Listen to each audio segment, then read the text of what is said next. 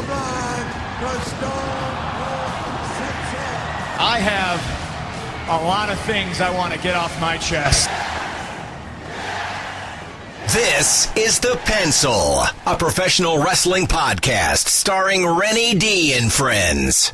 Thanks for listening to The Pencil. Subscribe to the show on iTunes and follow us on Twitter at Pencil Podcast. Hey, this is Chris Jericho. You're listening to The Pencil with Renny D. Pencil, baby. He's a pencil. Yeah, boy.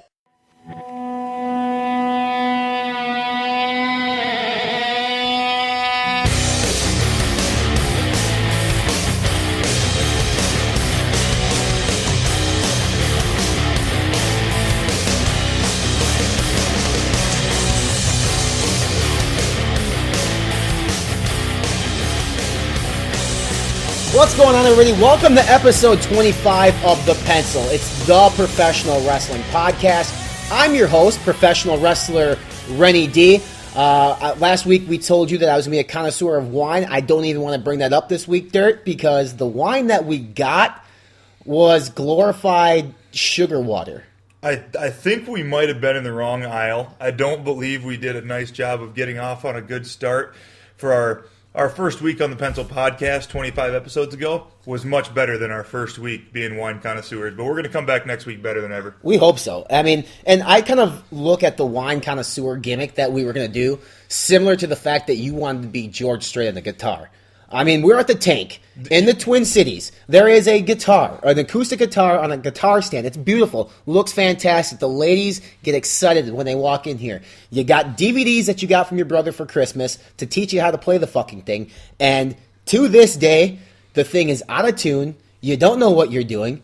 And it's more of a conversation piece. But with that being said, I told you this weekend that some people collect art. And maybe you're the type of dude who's going to collect musical instruments. I don't know. You say wanted to be George Strait like it's past tense. That's still a goal of mine. I've had it for 4 weeks, and I consider 4 weeks without practicing just a little bit of a break that I'm taking. And just because I'm taking a break prior to actually starting does not mean that it's still not a break. So I've been on a 27-and-a-half-year break, and I'm going to start in the next week or two. And who knows, at the beginning of this podcast in the next couple weeks, maybe you'll hear a little acoustic tune by Dirty Mester getting us started. I mean, we could blame it all on our roots. We could do something. And the biggest thing that I think about when it comes to a man that likes to have a chew once in a while, maybe can grow a beard like yourself, who's tall, gets to the gym, much like yourself, that could play the guitar. I mean, you're a pretty coy, sly individual to begin with. I've been to a couple bars here or there with you before. I've hung around you enough to know that the ladies maybe tend to kind of like you a little bit, Dirt. I don't know why. I've known you fucking 25, 30 years, and I don't get it to this day. Putting me over. I'm putting him over. You see this guy at a bar, and you're a female, you approach him. That's what happens, because if he approaches you, game over. Game over. Checkmate. Game, set, match. But now, all of a sudden, you learn how to strum a guitar. Because you can sing. You can sing a little bit. It's going to take me to the next level. You're right. It's going to take me to the next level. I need to understand that I need to put the time in. Wilt Chamberlain level? No. I mean, there's crazier things that have been said. You heard it here, folks. Episode 25 of The Pencil, hosted by a professional wrestler. That's me. And by a common man. And the common man could be the next Wilt Chamberlain if he learns how to play this fucking guitar. We're all going to find out together, my man. We had a great weekend. Ken Anderson did a fantastic job for us the last 2 weeks. We've had the highest rated podcast in the history of The Pencil. Shocking. His Packers did not win on Sunday. No, they didn't. Unbelievable football weekend as well. Well, we don't know much about the second game, though. We had a tank party. We had a tank party at the Tank. Consumed some of those bottles that you've bought me for winning the last 2 pay-per-views. It got a little fuzzy. It did get a little fuzzy. But you have a chance to... I heard the Patriots won the second game. You have a chance this weekend to get a bottle back from me. I don't think it's going to happen. We're going to do our best. We got Royal Rumble selections coming up here. Probably no more than 15 minutes from right now. You're going to hear what we think about. It's 5 days away now as of this recording. 5 long days until we are officially on the road. On the road, and then 2 days in the States, you'll be able to watch SmackDown. If you're in Canada, we just found out a little bit ago you can watch it on Wednesdays because We just got off the phone here with Jimmy Korderas, a former WWE referee, spent his entire wrestling career with the company. His book is available everywhere online. It's called The 3 Count. This guy was absolutely awesome to talk to. He has a very good take on the world of professional wrestling as we see it. He had a good take on what he thought he would book for the Royal Rumble outcome. We won't spoil it for you. And we'll get to, I guess, our predictions here later in the show. Last night's Raw was very, very good as far as the first 10 minutes were great, then the promo drug on. The last 15 minutes were really good. I thought that, and I think I mentioned this to you, I thought that for once, since he's been back on TV, the focal point was on Brock Lesnar. Even though Sting came back, the focal point I still thought was on Brock Lesnar, especially when the show went off the air. Yeah, I thought it was a good Raw. I didn't think it was a great Raw. I thought I wanted a little bit more, but I agree the end was great. I love Lesnar. I love him being put over as a monster like he was, putting Kane and the Big Show down as Rollins retreated. But there's something, you mentioned the Sting coming back. There's something with that idea that's still missing for me. I haven't grabbed onto it. You don't have the backstory, I think, is what you would like, right? Correct. I think the idea of Sting is good, but I don't know that he's been used in a way that's really attracted me to the storyline. Yeah, it looks like we're going to get Triple H versus Sting in 3 months. I still don't know why, or maybe that's by design. Maybe they don't. Maybe it doesn't matter why. Maybe but it does matter why, right? Because isn't the purpose of professional wrestling to tell a story from beginning to end? If the beginning of the story is Sting never being on WWE television his entire life, shows up at Survivor Series, gone, shows up on Monday Night Raw, gone, that's the beginning of what story? Like, I'm saying it would be, for instance, in your case, some girl that you've never met before, that you have absolutely no connections with, shows up at your doorstep and asks you for child support. I'll write the check because I'll be fucking afraid of what she's going to do. And, I mean... But you're a different guy. You're the type of guy that if somebody calls you up and says, hey, I had a kid with so-and-so, will you be the father? You're probably going to agree to that stipulation because you're scared of what that person on the other line of the phone can do. Or because I like helping people. So do you think, what is Sting helping the WWE? Is Sting helping elevate Triple H more, or is Triple H helping elevate Sting's career? That's the question that needs to be answered. I don't understand why Sting picked Triple H of all people. It's almost like he's come back at Survivor Series. I want the authority out. I want Triple H. Last night he points at Triple H. I want you. I'm okay with that happening if he explains why he wants Triple H. That's the part that's confusing and has been empty for me anyway as a viewer. Lesnar on the mic. Said baby a lot. He said baby a lot, and he also got the curse again, which is good. He made everyone feel like little children, I think, which I think is his by design, but he definitely likes to talk down to Rollins, which is funny because it works because Rollins is so tiny compared to him. But Rollins acting in his, again, last night backstage, his demeanor, his facial expressions, the way he reacted, everything is just saying...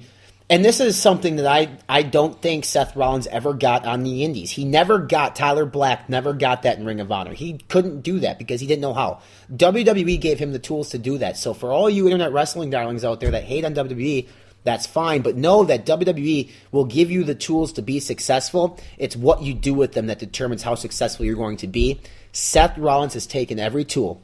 He's taken every class, every trainer, and he has used it to his advantage, and he... I mean, it feels like this is Seth Rollins' time. Like, everybody said Roman Reigns was supposed to be the man in the Shield, and he probably still will be.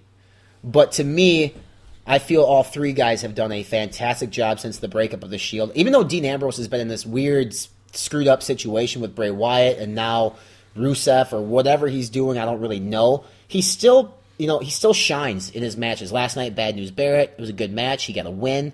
Well-deserved. Bad News Barrett just won the strap from Dolph 2 weeks ago and does a job 2 weeks in a row. What's going on there? But the Shield members have really... And that's a product of the developmental system.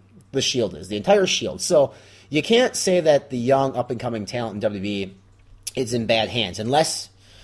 And I'm only going to say this because I don't think they ever got a chance. The Ascension has not gotten a fair chance. Yeah. Do they deserve it? I don't know, but...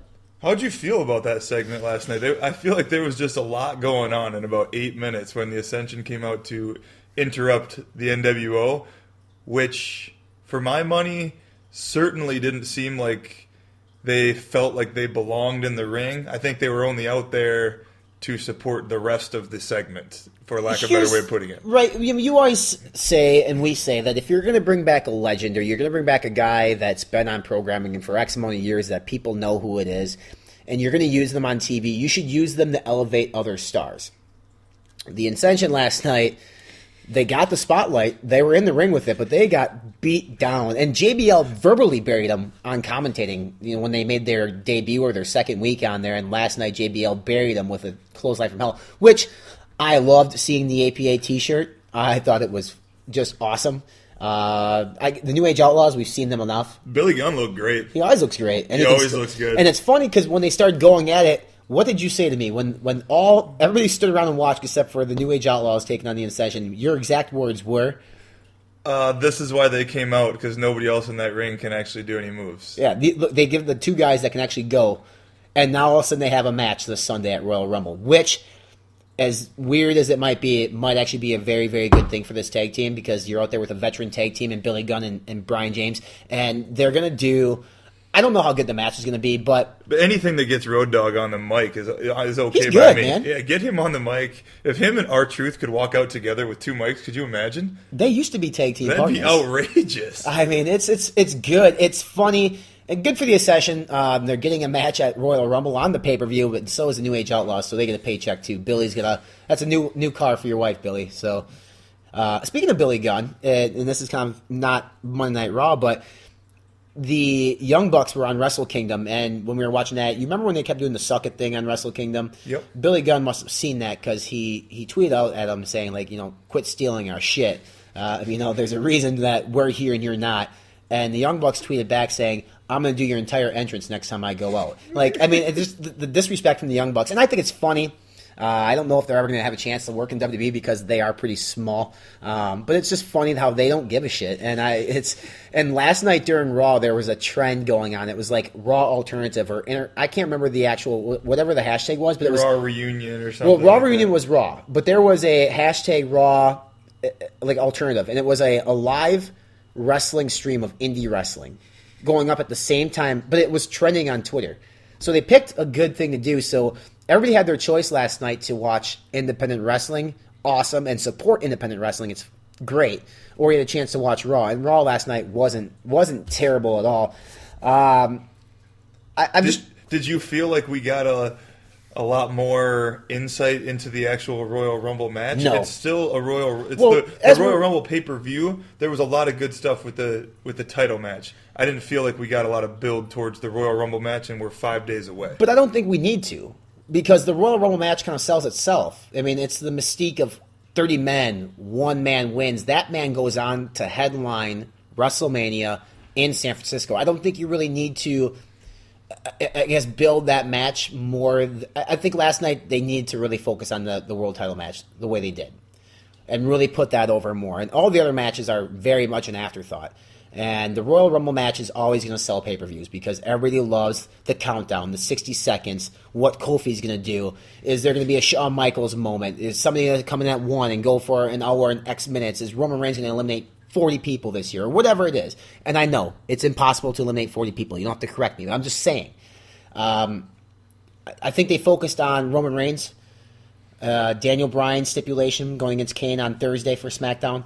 So you really have kind of your spotlight on those two. I think they're the overall favorites. If you were in Vegas and you're a bookie and you're putting bets on this, I think right now the two overall lead favorites are probably Roman Reigns and Daniel Bryan. And I got to imagine that the other three guys, Rowan, Ziggler, and Ryback, who have their jobs back now, have to be guys that are going to be in the mix in that final 10, I would guess. I don't think I would pick any of those three. We'll find out here in a few minutes who I do. But I think those guys are going to get big nights at the Rumble. I think Ziggler goes number 1. I think the Authority punishes Ziggler. They bring him back, but they can still make his life a living hell, and he goes number 1. Because what better way than have Dolph start at 1? Because he was riding a pretty good hot streak before he lost the title and got fired. But they could bring him back in. He could come in at number 1 and go all the way to the end and get eliminated by somebody or be in the last 5 or 6 in that ring. He did that Survivor Series, right? He was the man that held everything else and shined brighter than anybody else in that pay-per-view. Or it could very well be Daniel Bryan going number one. If Daniel Bryan beats Kane, which he will, the Authority still needs to basically bury Bryan, and why not have him number one? It's going to be... I love the Royal Rumble, man. I mark out for this time of year because I know we're so close to Wrestle Mania, and the Royal Rumble is my second favorite pay-per-view, and we are so close. It's going to be big. We're going to have a tank party, I think, for it. We'll have a tank party. We'll have a tank party with real wine, maybe, or we'll just drink more bottles of booze that we've been doing. 25-minute opening promo last night, roughly. Yep. The first per usual. First 10 minutes of that 25-minute promo was really good. Then it just whatever. I mean, the last 15 was a recap of the last 3 weeks. Yeah, Triple H basically read to us what's happened, and Stephanie McMahon, as great as she is, said the exact same things that she has said about John Cena for the last 2 months. But she's hot when she does it. Very hot when she does it. Not complaining, but definitely could fast forward through those 15 minutes if it happens again. But hopefully after the Rumble, we'll get a little more innovative with that first 20 minutes, hopefully. Do you know that this is the first Royal Rumble, but I think it's the first WWE pay-per-view in recent memory, or if ever, where there's not been one singles match on the card? Yeah, we got 5 matches, including the Rumble. Am I correct? I believe so. 5 matches, including the Rumble, not one one-on-one match. Once they put Rollins in the main event, there is not a singles match, which to me is astonishing. There's 2 tag team matches, a 6-man tag. What the hell else am I missing? The Divas tag team match. It's 3 freaking tag team matches. And the pre-show is also going to be New Day versus... And that's a 6-man tag. Cesaro. Yeah, and that's on the pre-show. 3 tag team matches, the Rumble, and the main event. Oh, man, I just wish we had one singles match, but it is what it is. Last night, Raw brought in, obviously the legends. They brought in Hogan, they brought in Michaels, and then Ric Flair. I mentioned this on our Twitter at Pencil Podcast. It's great how remarkable Big Show is on a microphone, though.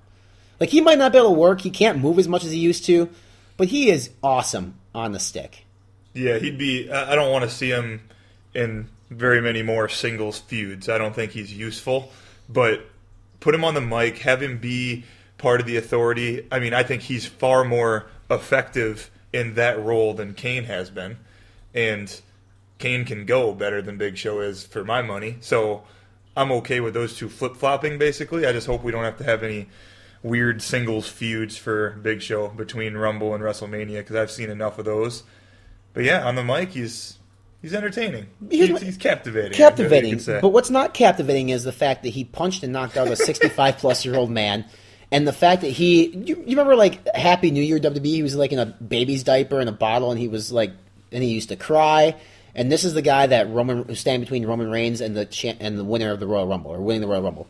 Big Show's not intimidating anymore because he did all these weird things. So it's just, I don't know. What's your take on Lesnar walking out last night, basically to a fan reaction of cheers? I think that Lesnar is a babyface right now. I don't hear any boos when he comes out. I'm excited when he's there. I think John Cena gets the most negative reaction of he and Lesnar, if I had to put it between those two, but I don't know. He acts like a heel, but he beat up the heels last night.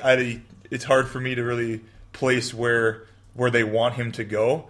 I just don't know, having the belt on him right now, if he were to lose to one of those guys on Sunday, I don't see that making him anything other than a babyface, which is how he ended last night. It's awesome. It's good. Kicking ass. People love to see him get his hands on Rollins last night. But are we ever going to get Destination America in this house?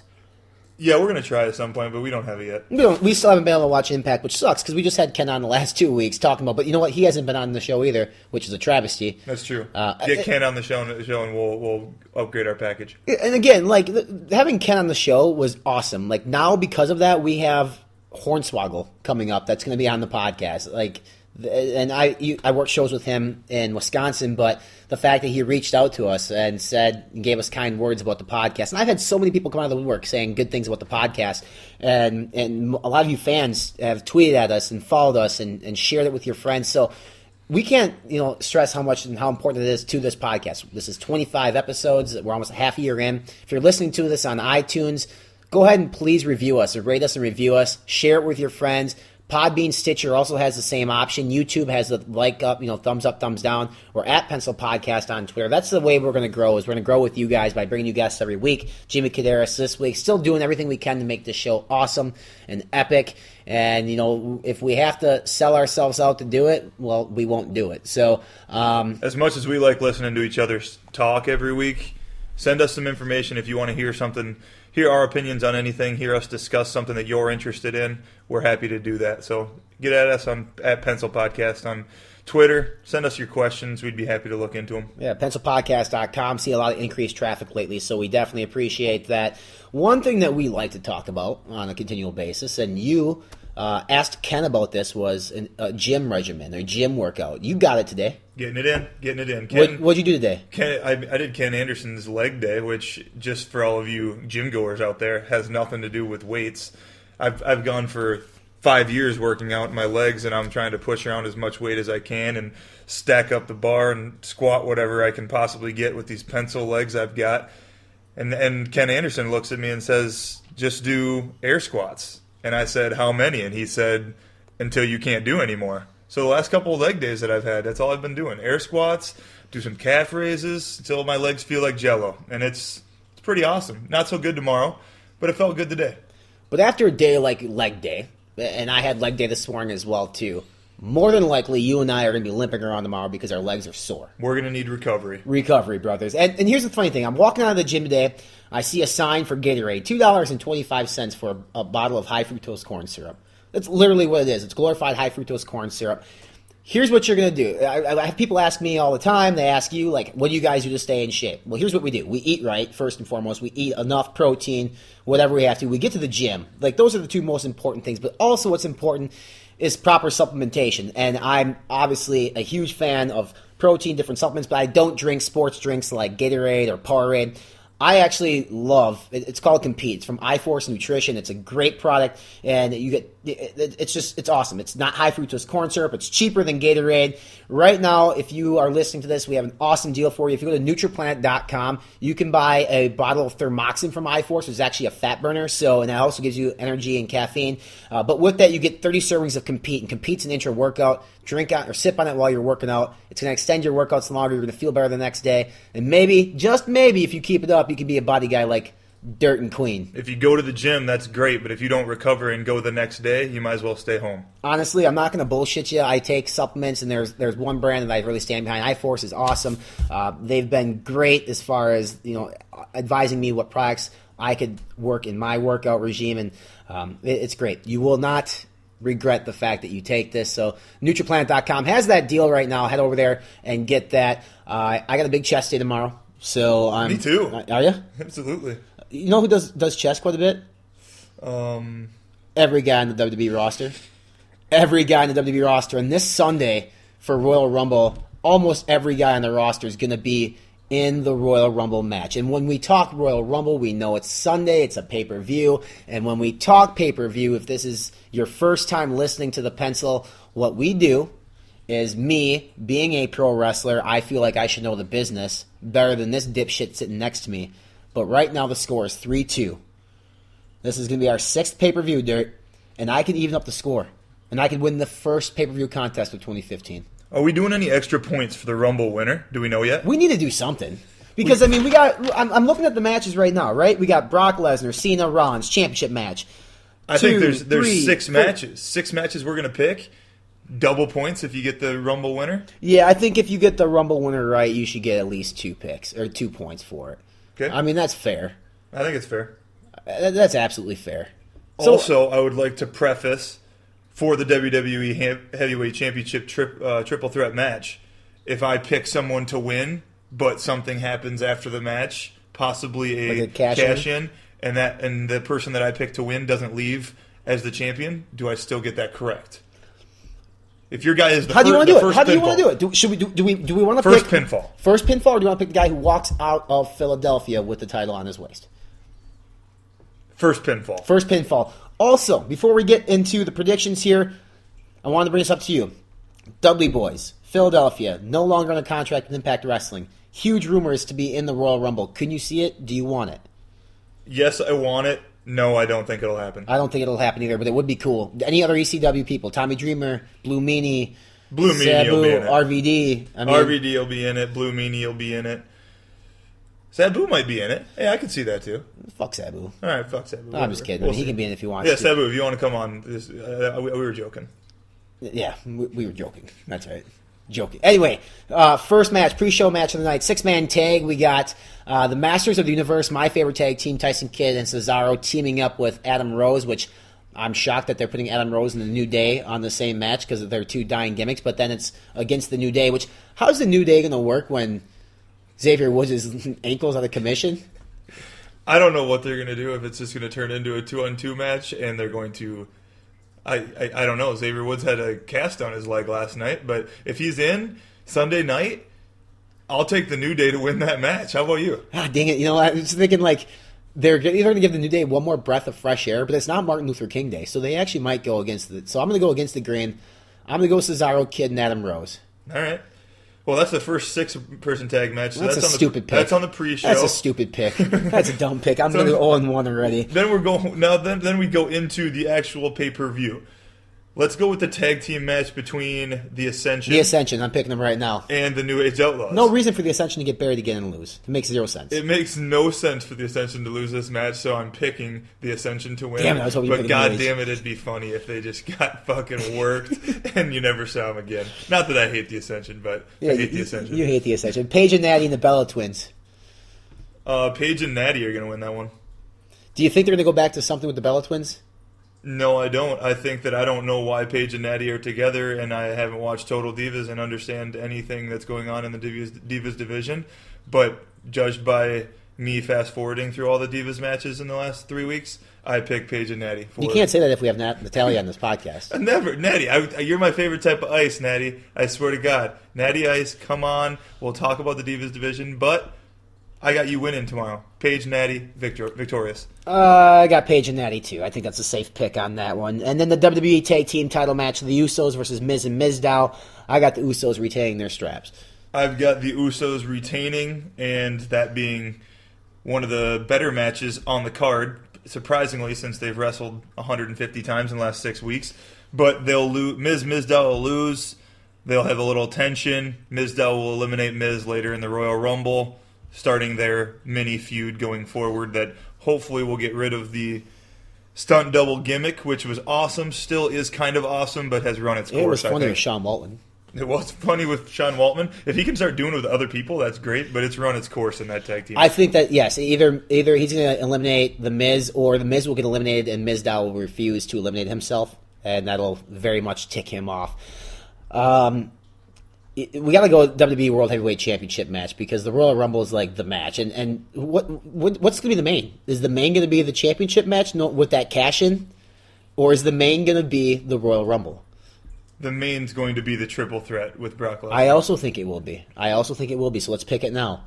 Lesnar, and you said first pinfall. So Lesnar, Cena, Rollins. I got Cena. I got Cena too.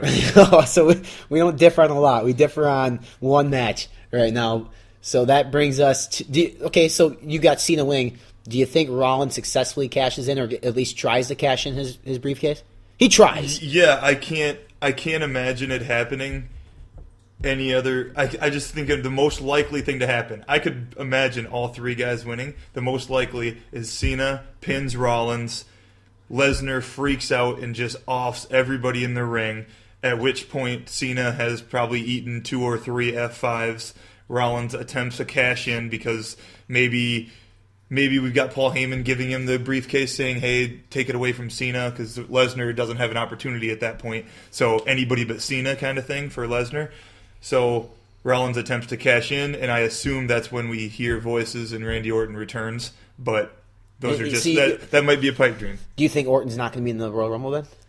No, I don't think he will be. Sheamus will be in the Royal Rumble. Yes. He already said he's going to be. So that brings us to the 30-man over-the-top Battle Royal Rumble, baby! Which is exciting because there's so many pay-per-views now. There's too many in my eyes, but this is the one pay-per-view that whoever your favorite wrestler is, even if he's not at the top of the card, he's going to be on the card. So, 30 guys, over the top rope, a lot of favorites, probably 4 or 5 that people have talked about the most. Are you going off the cuff, or are you going with one of the favorites? Who you got? I'm not. I'm going with the flavor of the month, Roman Reigns. I just think they're going to do it. I mean, I think it's been the plan all along. I don't think they're deviating from the plan. Reigns wins, and I don't know if he's maining WrestleMania against John Cena, Brock Lesnar, or Seth Rollins. According to my pick, it would be John Cena, which could very much be a bad match, but it could also be one of those matches where an icon like John Cena doesn't necessarily pass the torch to Roman Reigns, but kind of gives him the push that Reigns needs in the right direction in the future. For my Royal Rumble, I'm going to say... It's predictable. I mean, if he wins, people are going to... I think if he wins, that the crowd in Philly is going to shit on it. Yeah, they're going to shit on it for sure. I'll say Daniel Bryan wins the Rumble. I think Ziggler will be in first. Daniel Bryan might come second, and those two will carry the show. And what two guys better than that? Those two guys, the last couple years, have been so entertaining in the ring. I think you just got to strike while the iron's hot with both of them, have them both in the match for over an hour. If I had to bet my life on it, the final four would be Reigns, Big Show, Ziggler, Daniel Bryan. And at that point, Sheamus will be in the final five. If Orton's in there, he's in If Orton's in there, he'll be in the final two probably. But I just think it makes more sense for him to come back during the triple threat because he is the fourth biggest guy in the company behind the three that are in the triple threat. And he's got such a built-in rivalry to start. And that was hot, man. Before he got taken out, that was hot. People wanted to see him take Rollins' head off. Correct. So I would actually bet money that the final five in the Royal Rumble are going to be Daniel Bryan, Dolph Ziggler, Big Show, Roman Reigns, and Sheamus. And I'll take Daniel Bryan to win it. There you have it. And we're going to put these picks up on pencilpodcast.com. We're excited. We're going to have a tank party. Tank party. We're going to have a tank party, and I'm going to get a bottle, hopefully. But, I mean, I'm not really happy with my picks. But whatever. Coming up next, former WWE referee Jimmy Korderas ref the main event between Edge and The Undertaker. I believe it was WrestleMania 23. There are a lot of good stories in his book, The 3 Count. We didn't ask him about Owen Hart, Eddie Guerrero, or Chris Benoit because, honestly, he's been exhausted of that subject. People ask him about it all the time. If you really want to hear about it, buy his book. Seriously, it's good. I highly recommend it to anybody out there listening. I am Renny D, at Real Renny D. That dickhead was Travis Mester, at Travis Mester. We're going to be doing some local independent stuff here in the future, so if you're around in Minnesota, come out and say hi. We like to see fans, and we want to talk to you. One thing that we're going to say, too, is I don't think we mentioned on the podcast yet, is Extreme Rules in Chicago, Illinois. We will be there, and we're excited for it, so we are going to try to do a live podcast from the Squared Circle. If they actually get in touch with me and figure that out. Coming up next week on the podcast, though, is Pat Buck from Pro Wrestling Syndicate. Others on the docket are WWE Midget, or Little Man, we're going to call him, Hornswoggle. We also have WWE legend and Hall of Famer Mean Gene Okerlund. Local independent wrestler here, Arya Davari, and Horace the Psychopath. We got the president of the NWA, Bruce Tharp, coming up. I mean, we got just a huge, huge list of good people. To see that and everybody else that's going to be on the podcast and listen to all of our previous episodes, we're at pencilpodcast.com. Again, at pencilpodcast on Twitter. Until next week, you guys need to stay around, listen to Jimmy Korderas, and hang loose. Hey, Dave, what do you get when an atheist and a Christian start a podcast? I don't know, Ken. What do you get when a Christian and an atheist start a podcast? I don't know. You're the freaking comedian. I figured you'd have some kind of joke or something. Right. Hi, I'm David Vox Mullen. And I'm Mr. Anderson. Seriously? Wait for it. Just wait for it. Anderson. And we're the hosts of Push the Button on the DVM Podcast Empire. It's a show where we discuss religion, politics, and sex. All that stuff that we're not supposed to talk about. I am a Christian. And I'm an ordained minister with the Church of the Flying Spaghetti Monster. I think that's code for he's an atheist. And together, we tackle any and every hot-button issue that the world is scared to talk about. Yeah, we're not afraid of the truth. Yeah, we're not afraid to piss people off. We're not afraid to push the button. So find us on iTunes. Or simply visit us online at dvmpe.com. And God willing, you'll come back for more. Yeah, God willing. That's You took the words right out of my mouth, Dave. Hey guys, my name's Nick Ragnar. I'm AC Riley. I'm Jesse Von Ruden. And we're co-hosts of the show Grapple Talk, where we aim to bring you the latest and most in-depth analysis on the independent wrestling scene. We like to give everybody the idea of what's going on in the independent scene in the Midwest. We also like to talk with plenty of guys in the Midwest and pick their brains a little bit. It's all about promotion and education here on Grapple Talk. So make sure you tune into Grapple Talk any day of the week. You can find us on PodBean or on iTunes. Just search Grapple Talk. Ladies and gentlemen, this is Impact Wrestling superstar, Mr. Anderson. Wait for it, Anderson. You're listening to The Pencil with Renny D and the Dirty.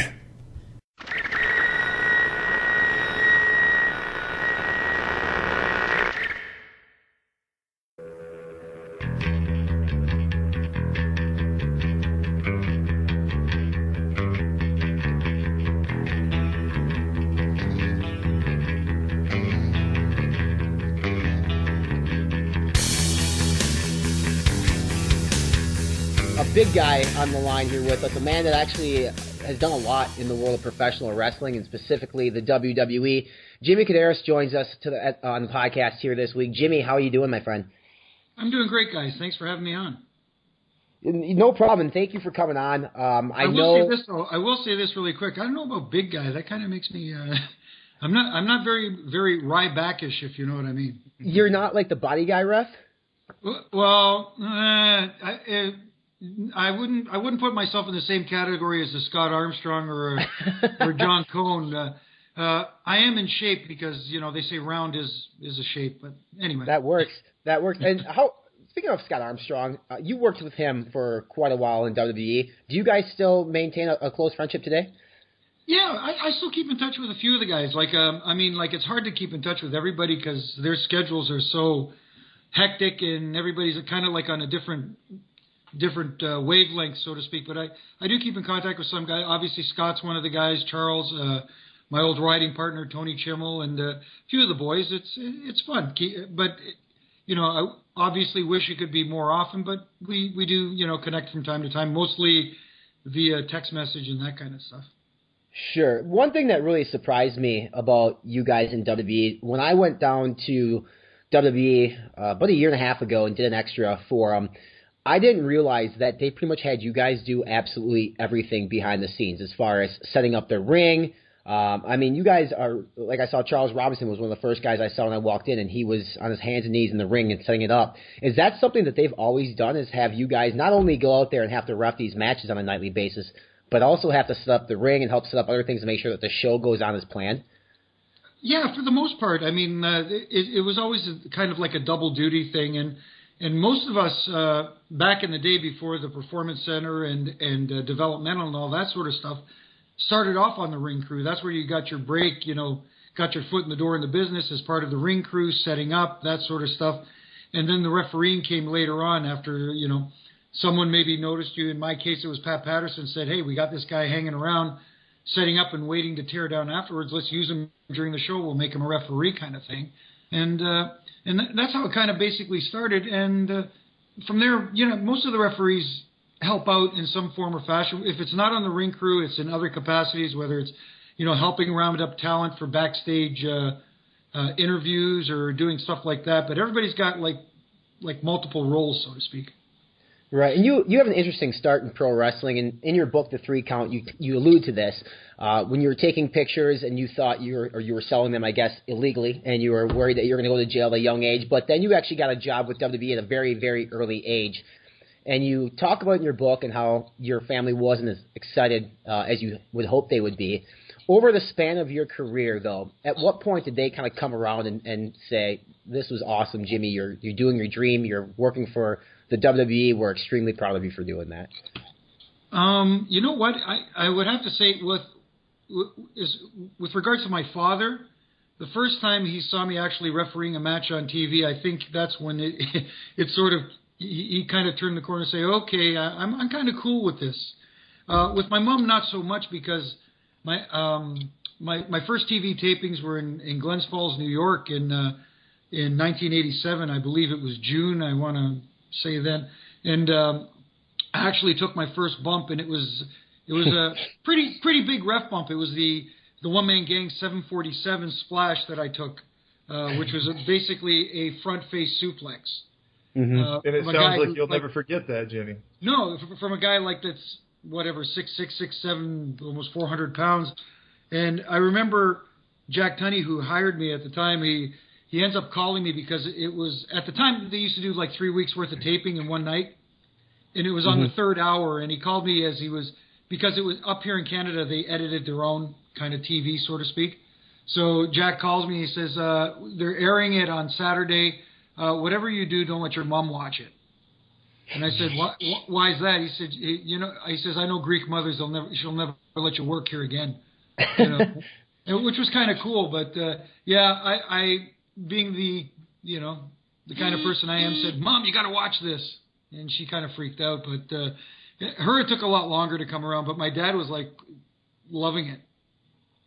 Well, you've come a long way, obviously, in professional wrestling, from taking pictures to helping transport talent back and forth to reffing the main event at Wrestle Mania. And that's basically your WrestleMania moment, I would think, against two of the best wrestlers in the business, Edge, who's a fellow Canadian, and The Undertaker. That moment for you, I know you talk about it in your book, but can you talk about it to our listeners who maybe haven't read your book yet, of how that was actually for you? And it's so hard to put into words. I mean, everybody, especially the wrestlers themselves, the boys, strive.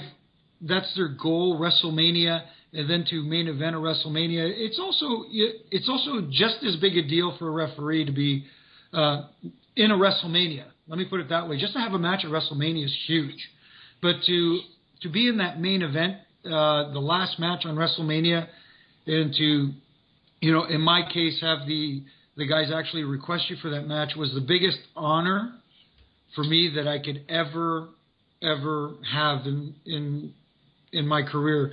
And again, WrestleMania is I know it's been referred to as the Super Bowl of professional. It really is. And for me, it was the absolute biggest moment of my life. And it was like, if it all ended tomorrow, I'm cool with it. Mm-hmm. That's how big a moment it was for me. And and again, you mentioned fellow Canadian Edge, who I have a great relationship with. Really good guy, really fantastic talent, and we both have a kind of a quirky sense of humor. He always ribs me about bad Korderas jokes, but and the guy, one of the guys I respect most ever in this business, The Undertaker. It doesn't get bigger than that. Jim, when is that decided who referees what matches? You said you had to be kind of handpicked by the talent. Obviously, for the talent-wise, as a fan watching from the outside, whoever wins the Rumble and then whoever the champion is, that kind of thing, they go against each other at WrestleMania. When did you find out that you'd be in that match?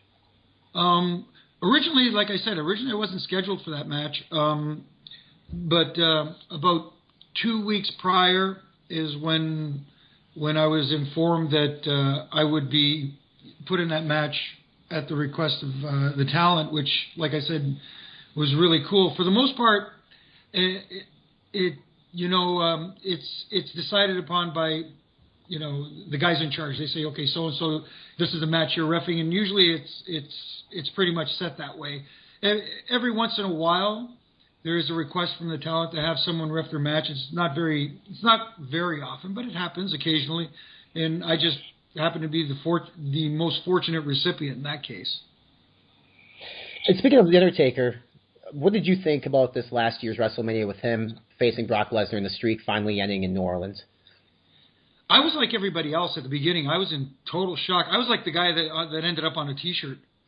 Like the shocked face guy. I mean, I was watching it and I'm looking and I'm going, okay, there's one F5. Okay, there's two. I go, I can't see him. If Brock were to hit a third one, I can't see him kicking out. And when he hit the third one, I gasped. I honestly gasped, and everybody I'm watching was what? I go, there's no way he doesn't kick out of three, because that just kills Brock. Mm-hmm. And when it happened, the personal side of me said to myself, okay, this is an end of an era. I never wanted this streak to end. I wanted, if one thing in professional wrestling was to stay intact and not be broken, I was hoping that it would be The Undertaker's WrestleMania streak. Right. And that's just from a personal standpoint.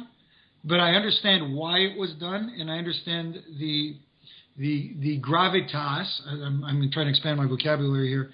behind the actual reasoning why and who was picked for that spot.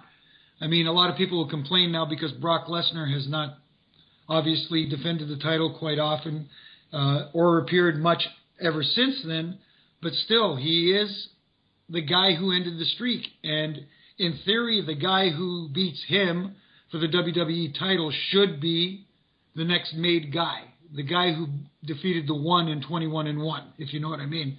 Mm-hmm. So in hindsight, I kind of understand the logic and the reasoning behind it. From a personal standpoint, not a big fan of it. Yeah, I think we were the same way. We went to the show, and like you mentioned, we were like those people on the T-shirt, and nobody really knew what actually happened until the screen flashed 21-1. So it was interesting, and we'll see if he wrestles this year at Wrestle Mania. It sounds like he probably will. I remember sitting in the stands, and there was discussions, Jim, on our walk out of the stadium. There were people thinking, did the ref mess up? Was he not supposed to count the 3? It was almost like they were coming up with reasons as to how it couldn't have happened the way it happened because nobody could believe that the Undertaker lost. Right. I was surprised, and you're the first, obviously, ref that has the experience that you've had that I've talked to since then.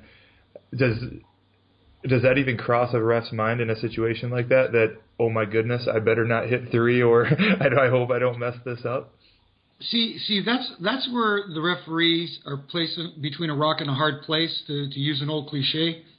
It's because all of them are told to keep your counts true, to not, to put it bluntly, to not fudge the count and to not, make your count consistent, make your cadence consistent. And it's incumbent upon the talent to be the ones to kick out when they're supposed to kick out. So, I mean, in a situation like that, if obviously, as we now know, that was the finish of the match. In a situation, if that wasn't the finish, again, you're put in a tough predicament, and it's hard to say what one would do. I mean, wow. Especially in a situation like that, if it wasn't supposed to end that night and it did, you're like, oh, man, what did I do? Let's just thank God that you never had that happen, Jim. No, not to that degree, but it has happened where I've, ended matches that weren't scheduled to end the way they were. But we're taking things out of your book here, and it's called The 3 Count.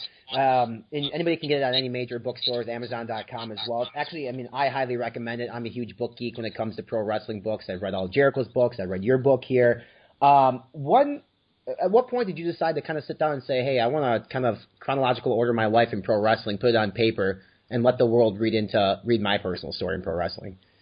Well, it was something I never really thought of at first. When I left WWE in 2009, the first person was my wife, Audra. She's the one who suggested maybe you should think about, putting down your career on paper and maybe think about writing a book. And I was thinking to myself, nobody wants to read a book about the referees. They want to read about the talent. Those are the guys. They're the stars. They're the ones that people pay money to see. Nobody wants to read my story. And then when I started working with Arda Okal, who is now Kyle Edwards in the WWE, when we did our show together, we used to have our own radio show and podcast and so on and so forth, and TV show as well up here in Canada. He said the same thing. He said, you should write a book because, invariably he'd ask me stories and I'd tell him some stories and he'd be like, see, now that's a story for the book. And I'm going, and I told him the same thing. Nobody wants to read a story about a ref. Nobody, you know what I mean? Mm-hmm. So after some coaxing and some, I didn't know it, but Arda was taking notes on his phone the whole time. And then he sends me this big long email with all these different stories I told him. He says, see, all this stuff could be in a book. You should write a book. And he contacted the people at ECW Press. He set up a meeting. We met with them, met with a fellow named Michael Holmes at ECW Press, and got the ball rolling. And they were interested in the rest is history, I guess. And I'm actually pleasantly surprised that people were interested in my story. I'm really happy about that. It's really good. I mean, it rivals. Jericho does a really good job with his book. Mick Foley did a great job with his book. Your book is just as good as those, in my opinion, because you have you're not an outside perspective of it because you're in the nuts and bolts of things every day. But I mean, your memory is pretty awesome too, as far as putting this on paper. It's when I read it, I have a chance to live through your eyes, and that's cool for me because I grew up watching wrestling. I'm 28 years old now, so I grew up on before the Attitude Era and basically during your whole career at WWE. One story that you talk about in the book is the Montreal Screwjob. I don't want to talk about the actual act of what happened. I want to talk more along the lines of Earl Hebner. Do you have a relationship with Earl to this day, or do you guys not talk anymore? Obviously, again, because of distance and so forth, we don't communicate very often. But again, every once in a while we'll be in contact. If he's in this neck of the woods, I always visit with him and Brian. Brian and I more keep in contact than Earl and I. Okay. There's no heat or anything there. It's just one of those things where he's off doing his thing and I'm doing my thing, and we just don't get to talk very much of it very often. But we're still on good terms with each other. I love Earl. Earl's great. He's the guy. Him and his brother Dave were the guys who two guys that took me under their wing early in my career and kind of like mentored me along. So I have nothing but respect for both of them. And it's funny when you think about personalities in pro wrestling and in WWE, you can think about ring announcers, and you can name the best ones as far as color commentators. You can think Jim Ross, you can think Gorilla Monsoon. When you think referees, I mean, I think Earl Hebner, I think of you, I think of Mike Chioda now. To my knowledge, I don't think there's a referee in the WWE Hall of Fame. Do you think the WWE inducts maybe Earl Hebner someday, maybe yourself, into the Hall of Fame? I would hope that they would eventually induct a referee. Myself, obviously, would be a huge honor. But I would, and I'm not trying to sound modest here, but I think there's a couple of guys that could go in ahead of me. And obviously, Earl is one of them. David is another one. David Hebner. I mean, Timmy White is another candidate. The late Joey Morella. I mean, he was there for Andre and Hogan in some of the biggest matches in WWE history. You look at the early guys like Dick Worley and Dick Kroll and Jack Lotz and all these guys. And, up here in Canada, of course, we had Terry Yorkston and guys like that. I mean, there's so many guys you can nominate. And not only WWE guys, because as you know, in the WWE Hall of Fame, there are guys that, made their career in other organizations that are in the Hall of Fame. And there's so many other, Tommy Young. Mm-hmm. There's a guy that's got to be like, if you're talking referees for the Hall of Fame, Tommy Young. He was one of the reasons why I started noticing referees. He was just that kind of personality in the ring. I hope they obviously induct different personalities into the Hall of Fame. I know even Warrior mentioned last year during his speech he'd like to see some of the ring crews and guys that help out with basically keep the clock running there get inducted. Yeah. And I'm sure they will. At some point. I mean, obviously the eyes are always on the wrestlers this year, being Macho Man Randy Savage. Long overdue for Macho Man to be in the Hall of Fame. When you found out that he was finally going in, that Lanny and the WWE were able to work together to induct basically just Randy, what thoughts kind of came through your head at that point? Again, like everybody else, the first thing was it's about time, and I thought things were going to happen, sooner rather than later, especially after last year's Hall of Fame when the Warrior and the WWE finally mended fences and they got together and of course the untimely passing of the Warrior. But I was glad that for both their sakes they were able to, bury any differences that they had and they were able to, come together. And the same thing with the Macho Man. I'm glad because if there's anybody who deserves, you look at guys over the years and you say, why is this person in and why is this person not in? Everybody always says, why is the Macho Man not in the Hall of Fame? And they're right. He deserves to be, and I'm glad that Lanny was able to see that it was just the right thing to do, and I'm glad it's happening. And Macho, much deserved, long overdue. And you mentioned earlier, too, that the WWE Hall of Fame is not just strictly the WWE. However, you spent basically your entire professional wrestling career with Vince McMahon at WWE, correct? Yes. How was it when the Monday Night Wars were in the heat of the battle and WWE was losing the rating war on a regular basis, you're not a guy, in the ring taking the bumps. When WWE was at its low point, were you fearful that, A, you might lose your job, and if so, that you might be not working in pro wrestling anymore? Yes to both of those questions. I mean, there's always that feeling in the back of your mind that when the company it was struggling in the ratings, obviously, and the money was not there, which hence the reason why, back in the day, Vince, kind of got out of his contract with Bret Hart because the money wasn't there. So that's always in the back of your mind, but at the same time, you try not to focus on that kind of stuff. You just, you know what? I'm just going to keep doing what I'm doing. I'm going to ride this out as long as I can, because nothing lasts forever. And especially in the wrestling business, you can't say that everything lasts forever, So, I'm just going to ride this out and do the best I can and enjoy doing what I love, because I love doing everything that I did there. You know what I mean? It's when you love your job, it doesn't feel like work. Right. So yes, there was that concern that this may not last much longer, but at the same time, I was like, I'm going to live it like it's my last day every day.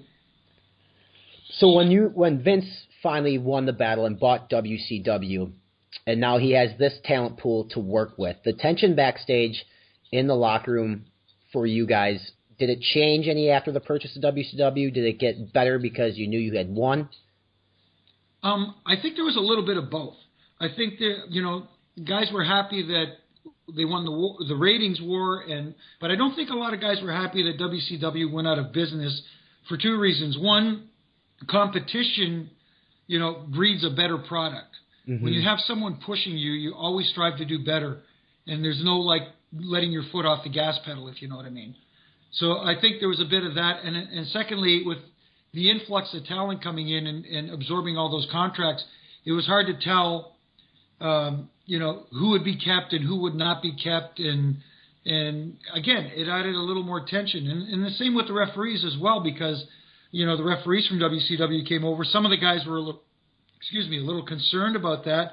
There'd be a lot of referees on the roster. Again, I didn't look at it that way. I kind of, was looking at it a little different than some of the other guys. I wasn't as concerned about my referee spot, so to speak, but you always have a little bit of that in the back of your mind. But as far as the talent goes, I think there was a little bit of relief that the war was over, but at the same time, like I was saying, it was kind of like now there's no other option. If for some reason it doesn't work out with the WWE, there's really nowhere else to go to make money. You know what I mean? To make good money like you are in the WWE. So it was a 6 of one, half and a dozen of the other situation. Yeah, and it's obviously kind of the same story today, but I mean, we still have Ring of Honor. We have Pro Wrestling Syndicate just got television in New York. Lucha Underground, obviously Impact Wrestling, and New Japan now coming to America. All good things for pro wrestling, and hopefully, I hear it all the time, Jim, that we get a lot of people who listen to our podcast that will give us a lot of flack for covering WWE. But I always say, and I worked the indies for 12 years, my end goal every single day was not to be the best independent wrestler in the world. My end goal was to get a job with New York, be on their talent roster. And I try to explain to the guys that have never been in a pro wrestling ring before, that knock WWE on a regular basis, they also need to realize that the guys who are awesome in PWG and the guys that are awesome overseas, I would say 99.9% of them, their end goal is still to be in the WWE. I guess, they have a right. It's their opinion to say and choose and watch what they want to watch. What do you think right now about the current, I guess, status of professional wrestling around the world? I think it's great. I think there's the thing I like the most is the diversity, and like you said, the WWE product and a lot. I work with a few local independent guys here in Toronto, and I see a lot of good young talent, and almost to a guy, their end goal is to, their dream is to make it to the WWE. And I'll take somebody, example, Finn Balor or Prince Devitt in NXT right now. And I read a recent interview with him, and he says he is so happy. This was what he wanted. He wanted to make it to the WWE. They asked who his dream opponent was, and he said John Cena. And I thought to myself, that's almost like flies in the face of everything that the quote-unquote internet wrestling community would want. Mm-hmm. You know what I mean? Now, here's a guy who is like, I hate to use this term, but an internet darling.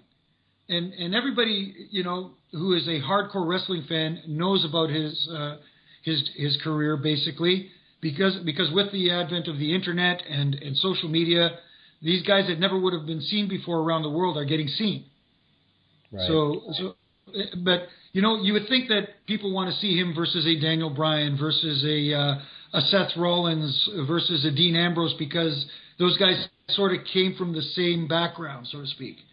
But for him to say he wants, I think he gets it on the grand scale that, listen, I want to be with the top guy in the business. And the top guy, like it or not, is John Cena. So I don't know if that answers your question, or did I go off the rails a little bit? No, it does. It does. I'm 100% on board. I mean, if I had one person to wrestle tomorrow, it would be John Cena as well. Like you said, he's on the top of the game. He's the biggest superstar in the business. And you have an awesome picture, by the way, in your book of you guys playing golf. And I'm from Wisconsin originally, so seeing John Cena decked out in Milwaukee Brewer gear, it's pretty awesome. That was in Scotland, by the way. That was in Scotland. Yeah, it's really cool. What's your take on John Cena? Because personally, I love him. I think he's great for pro wrestling. I will never hate on him. I watch, you see some of the best matches on Raw in the last several weeks was him and Seth Rollins, and so many people are going to give Seth Rollins all the credit in the world for that match, and he does deserve some credit for that match.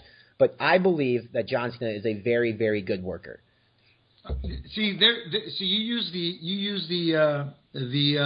$100,000 or the $1 million word there. He's a good worker. What some people have problem grasping is there's a huge difference between great workers and great wrestlers. Mm-hmm. Great wrestlers may be great technically in the ring and flawless and smooth, but don't draw a dime. Right. Great workers know how to elicit a crowd reaction, get the crowd invested in what they are doing, whether it's positive or negative reaction, but they get the crowd to react and they put butts in the seats. Those are the best workers. That's where the difference is. And John Cena does that. And yes, he is the most polarizing figure, quote unquote, that the WWE has ever had, but that's not a bad thing. But he's still number one in merchandise sales. He's still number one in the world in most requested Make-A-Wish. And they did the press conference, as a matter of fact, they did their press conference today announcing WrestleMania 32 will be at AT&T Stadium in Dallas, the home of the Cowboys. And I just watched a clip of John Cena promoting it. And if you don't realize why this guy is the face of the company and why they have him front and center, go watch that clip and watch how he promotes the product. It's just amazing. This guy is I hate to put it this way, but he's like corporate, but at the same time he's got an old school mentality. Nobody has a work ethic like this guy too. And I'm with you. I am a big fan of his work, and I'm a big fan of him personally. Well, you were there from the beginning, and at what point did you realize that this guy is going to be the future and face of this business? That's a hard question. Obviously when his debut came against Kurt Angle, I didn't see it then, to be honest with you. I said, this guy's got passion. We all knew this guy had passion. But I didn't see it then. But then when I saw him, really, when he came up from OVW and I got to see him work really, his work ethic and trying to better himself and trying to get it, you said, this guy gets it. But then right around, I want to say 2000, when the Doctor of Thugonomics thing started, I said to myself, he's got something. He's got something that's connecting with the audience, and that's the main thing. If he can expand on it and then elaborate on it, the sky's the limit for this guy, and it was. It's amazing. And for him to be on top, and Paul Heyman obviously brings us up all the time for 10 straight years. And I think it really says something when a guy like Paul says if he had to go back to ECW tomorrow, John Cena would be the one guy that he'd want, more so than anybody else on his roster. And, whether or not the IWC want to keep, doing their thing towards John Cena. He's not going anywhere for a while. And as long as the crowd is still, my opinion, as long as the crowd's still making a reaction, whether it's Let's Go Cena or Cena sucks, he's going to continue to be the number one guy in the company. But I think they're laying the bricks for the future very well. The future in WWE, I think, looks pretty good. I mean, with NXT and the guys that they're signing, what's your whole take on the developmental system as far as NXT, the guys that they've brought up to the roster, and the guys who are pretty much right on the edge right now, the Seth Rollinses, the Dean Ambroses, the Bray Wyatts? I'm a huge fan of the NXT product. I enjoy it. One thing I will say, again, is you're kind of steering a little off topic. As much as I enjoy NXT, and I'm sure a lot of hardcore fans enjoy NXT as well, and they kind of wonder why the main roster product is not the same as NXT. The NXT product actually caters to the I want to say it caters to the IWC more than the main product does. The main product caters to a more casual audience, and that's by design. I think the NXT product caters to the hardcore fans. It's a 1 hour show weekly. It's a tighter show, and it's just basically simple formula matches that make sense, that tell a good story, and that's the main thing. But as far as the talent that's there in NXT, and some of the guys that have come aboard, like obviously the 3 Shield members, Bray Wyatt, those guys, they're definitely the future of the company. You look at guys that are in developmental right now. Sami Zayn obviously has a great connection with the audience there. The challenge is going to be to see if he can bring that connection to the main roster when he gets the call-up. That's going to be the interesting thing. Same thing with guys like Kevin Owens, the formerly Kevin Steen, those guys. That's going to be the challenge for these guys, because we see sometimes when guys come from developmental up to the main roster, there seems to be a disconnect with the audience. I don't know whether it's familiarity with the mainstream audience, with the casual fans that don't watch NXT and are not sure who these characters are, or what it is. But that's the biggest challenge coming from NXT is making that connection when they do get called up. Jim, I got a tough question for you, and we'll see how good your memory is going to be. Okay. What is you can take this either way you want. What's the best match you ever called, or what's the most memorable match you ever called? I know you mentioned the Edge and Undertaker one, but is there anything outside of that one match that you think back about and have fond memories of, or strong memories of? Oh yeah, I mean, like obviously Edge, Undertaker, the most memorable would have to be that. But there've been some. I remember doing a match, refereeing a match on SmackDown. It was in Chicago of all places, which is a great, venue to do a match anyways. But it was Eddie Guerrero versus Kurt Angle, and it was for SmackDown, and it stretched across 3 segments of SmackDown, which to this day I still remember that match vividly. That stands out. Those guys made life for me easy because those guys were so good. You know what I mean? I remember that. I remember a match, Rey Mysterio versus Finlay, also on SmackDown, which kind of stands out to me, only because I'm a huge fan of Fit Finlay's work. And one of the things I enjoyed about Fit was, I say sometimes today that one of the lost arts is heels utilizing the referee to get heel heat. Fit Finlay, guys like him, guys like William Regal understood that. A lot of heels today don't do that anymore, but those guys did, And actually, if anybody, Seth Rollins is really a throwback to old school heel, which I'm enjoying. Again, yeah, you don't see a lot of heel tactics. I mean, it's more, I think, the more of I'm going to be a badass heel than to actually cheat to win, which Jim Ross talks about all the time, that right. He would love to see guys utilize the ref and utilize your manager or whatever it is. And I think Rusev, he's got the old school heat because of the gimmick. Right. A little bit there he's got with Lana, but there's not a ton. And you make a good point. You're currently in Canada right now. Is that right, Jim? Yes. So WWE Network obviously had some issues with Rogers up there. How is it up there now? I mean, it sounds like you have it and you watch it. Oh yeah. Yeah. Was there any issues that you had? Because I know Lance Storm said he had some issues in the beginning. Some other people said they had issues with it up there as well. Here's the thing. When the WWE Network debuted in Canada, it was only available on Rogers cable systems, which fortunately I have. But the problem is Rogers cable does not stretch across the entire country of Canada. There are different but cable and satellite providers. But they're slowly starting to work their way in.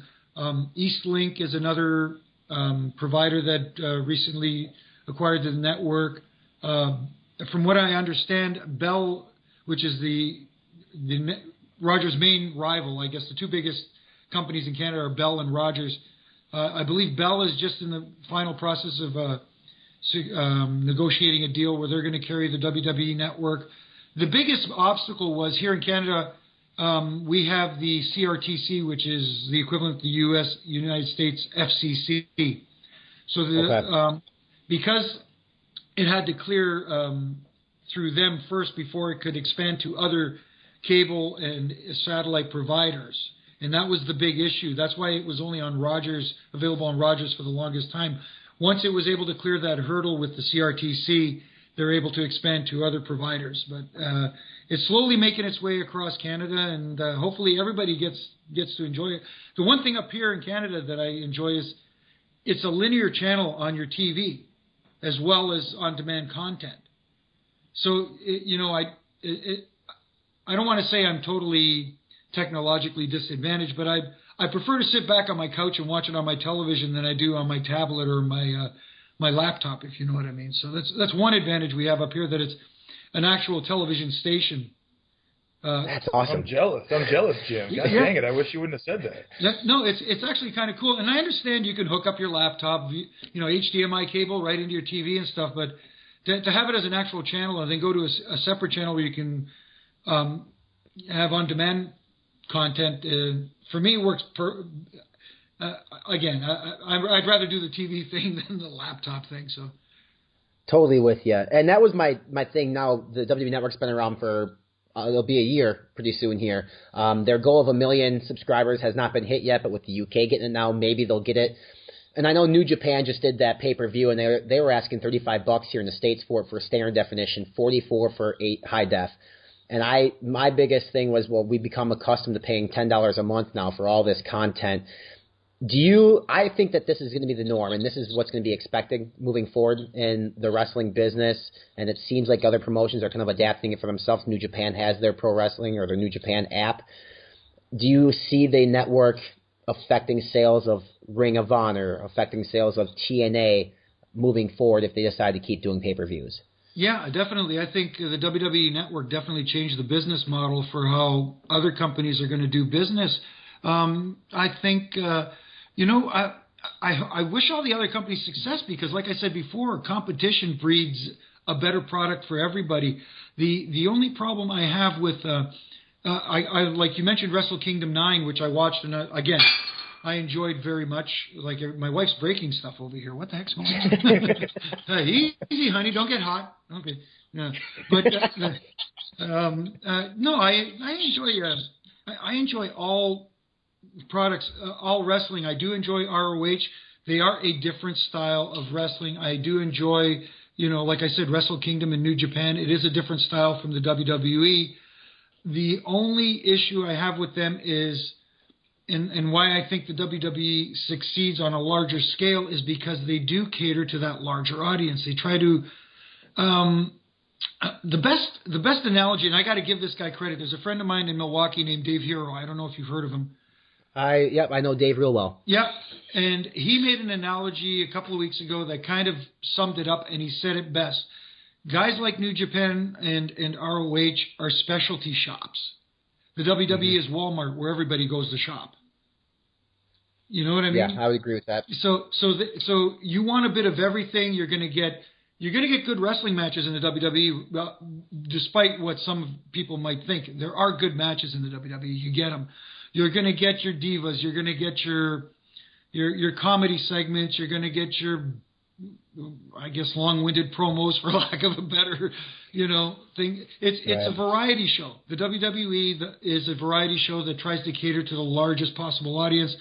The New Japan and the ROH cater to a specific audience, and I'm not saying that's a bad thing, But if you're looking to expand your audience, you have to think a little bit outside that box, which is, I think, the only thing that's going to hurt them from growing even more.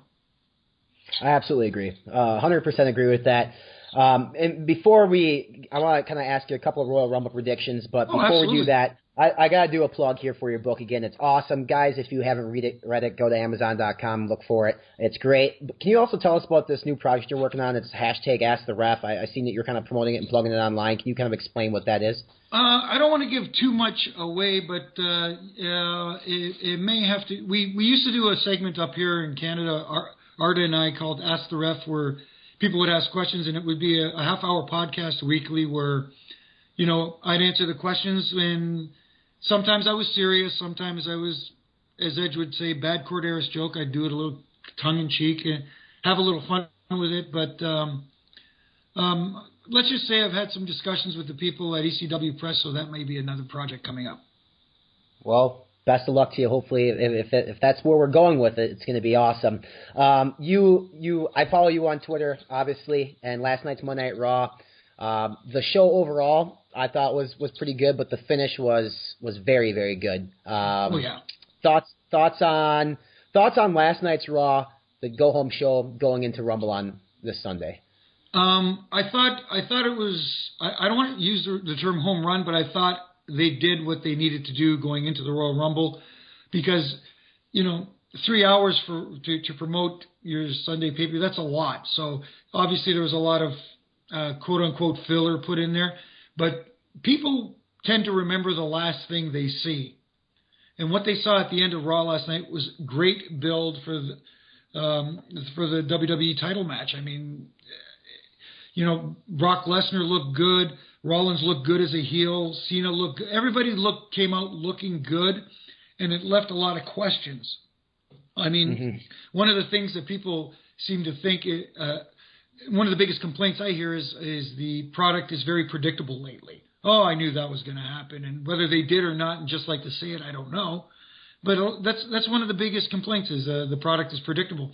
I don't think the WWE title match is as predictable as people might think.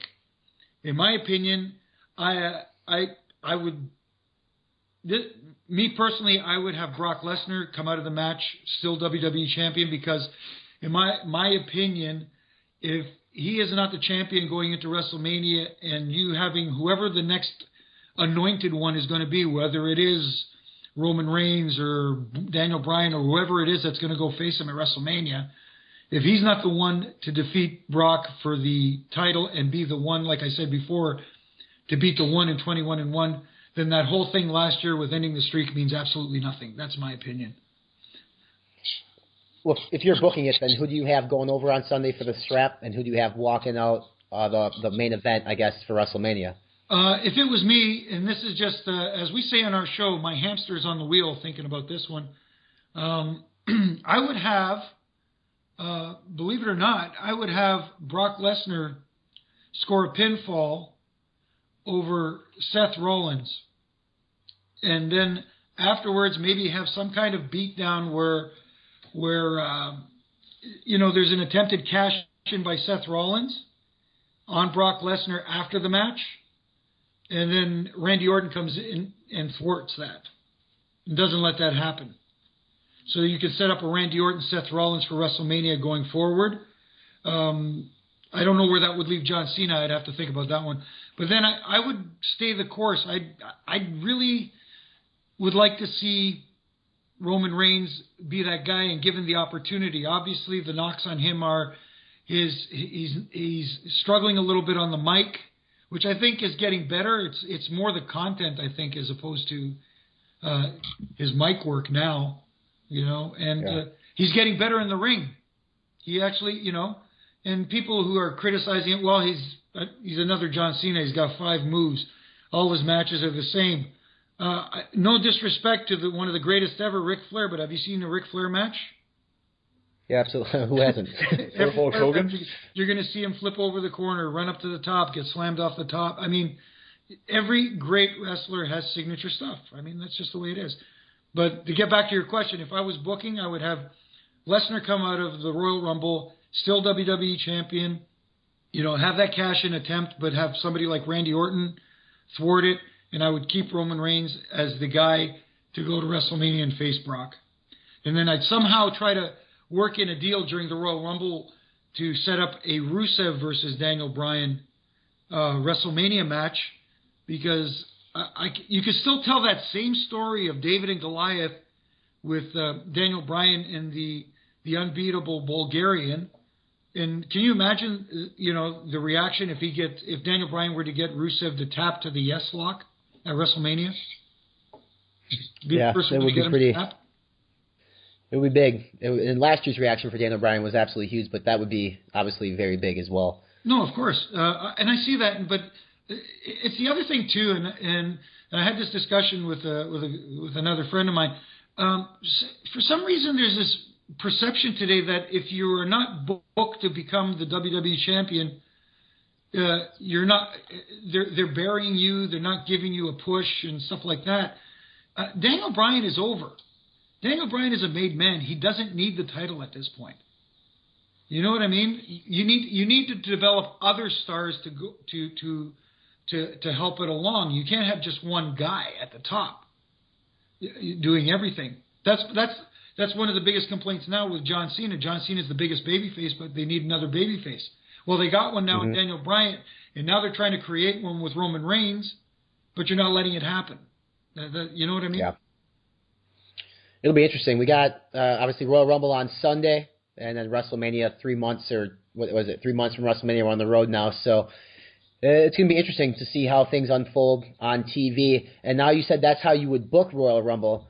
How's Royal Rumble actually going to happen, though? I mean, it's probably not going to happen the way that you would book it. And if it does, you should be paid some money. But how actually do you foresee Royal Rumble playing out on Sunday? I can see...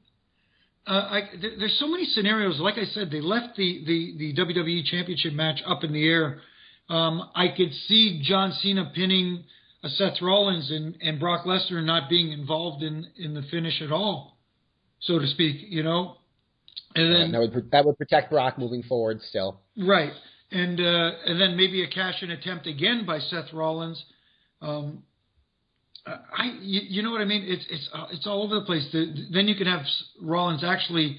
I don't want Rollins to be WWE champion just yet, because going forward again, it's almost like you have this automatic built-in feud or rivalry with Roman Reigns. If he were the one to beat Brock Lesnar at WrestleMania, become champion, you've got almost a built-in feud with him and Seth Rollins, former Shield members. And then you could throw Dean Ambrose in the mix, and then.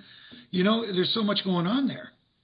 So that's the reason I don't want to see Seth Rollins with the title just yet. And I know people want to see him as the champion, but don't rush. Everybody's in a big rush. Slow down. There's so much that could happen. Yeah, Brock could keep the title for another year, in my opinion. I'd be okay with it. If he resigned, I'd be okay with him keeping it still moving forward. But going back to Brock, but like we said, he hasn't been around that much, but when he is there, especially on Monday, the reaction he got, see, another seed planted. It's almost like Brock was like pretty much a baby face on Monday night. Mm-hmm. And teasing a little bit.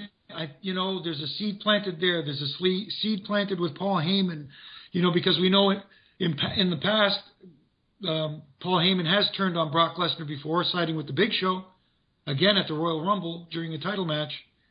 So there's seeds planted all over the place. It's going to be interesting.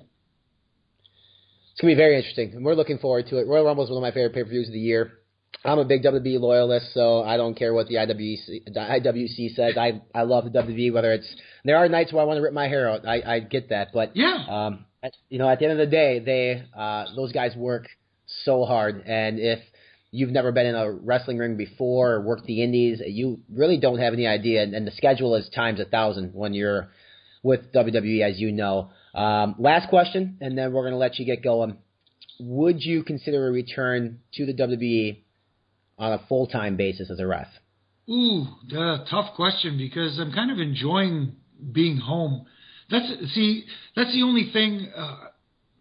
If there is a drawback to being, with the WWE like that, it is the travel. The travel, obviously, thank goodness, I was fortunate enough to have good travel partners because you kind of pair up with mostly the same guys all the time.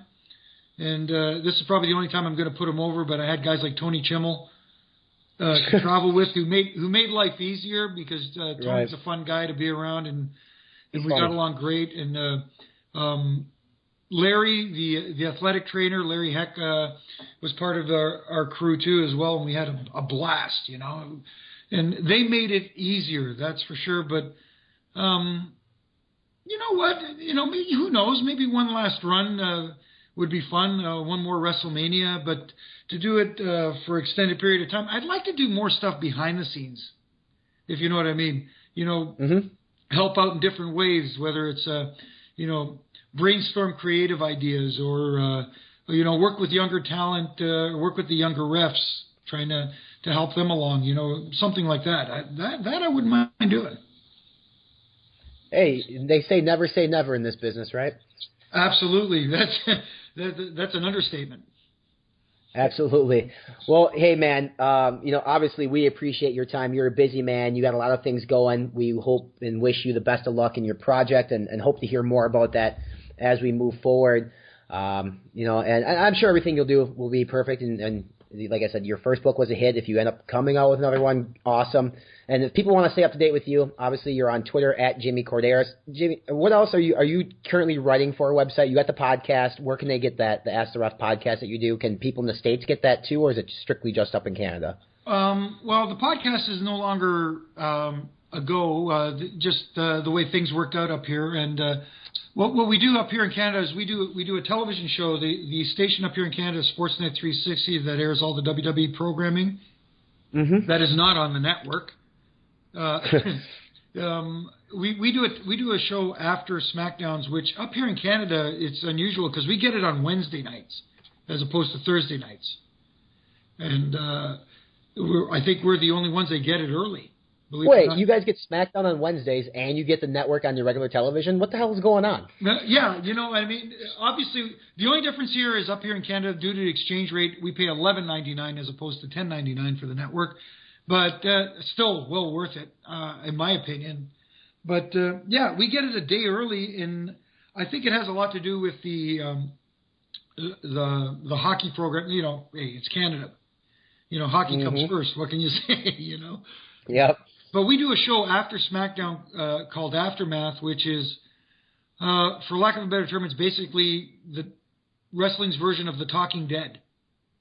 Okay. Yeah, we just break down what we saw on SmackDown, what happened on Raw this week, what we liked, what we didn't like, what we'd like to see going forward, and just basically talk. You know, for wrestling fans talking wrestling, which is kind of cool.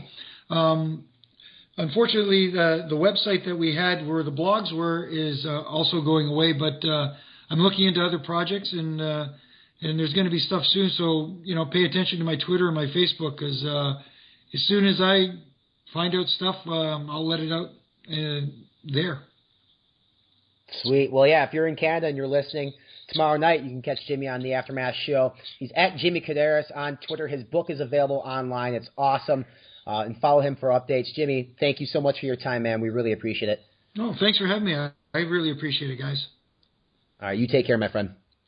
All right, you too. Take care.